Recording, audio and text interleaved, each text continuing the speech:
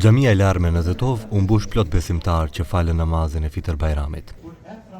Nuk mjaftuan hapësirat brenda, prandaj shumë u falën edhe jashtë.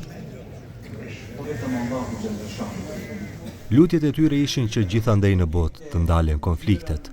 Urimet e tyre janë që të mbizotroj paqja dhe lumturia. Mesazhi jonë do ishte mesazhi i paqes, sepse ky muaj është muaj i shenjtë dhe duhet të respektojmë dhe nderojmë dhe të mbështendoj paqen me të gjithë. Mesazhi më i mirë i kësaj feste të madhe do të jetë gjithë njerëzit mendojnë mirë, veprojnë mirë, do të bëjnë punë sa më të mira. Respekt për gjithë shqiptarë, për gjithë muslimanët. Mesazhi uroj të qetësej, qese koha e qetësisë, më kese luftë, më kese populli kese i kënaqur, kese të zhvillim ekonomik pak, çështë që ekzistojë.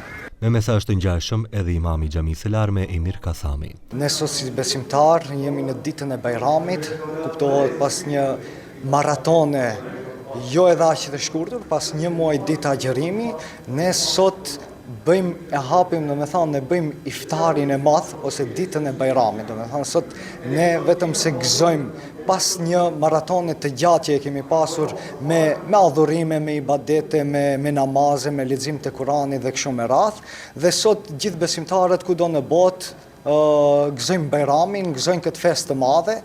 Natyrisht mesazhi im do të ishte se në gjithë botën islame të sundoj paqja, popujt që janë në shtypje ose që vuajnë nga padrejtësia, Zoti mua mundsoft që sa më shpejt të çlirohen nga padrejtësia dhe shtypja dhe gjithë së bashku të arrijmë edhe më shumë bajrame në paqe dhe në gëzim. Pas faljes së namazit, shumë besimtarë kanë traditë që të shkojnë në varreza ku bëjnë lutje për të afërmit që nuk i kanë më pranë. Më pas vazhdojnë me urimet në familjen e ngushtë, ndërsa karakteristik për festën është edhe dreka e Bajramit. Më pas vazhdohet me vizita tek të afërmit e miqt për të ndarë gëzimin bashkë me ta.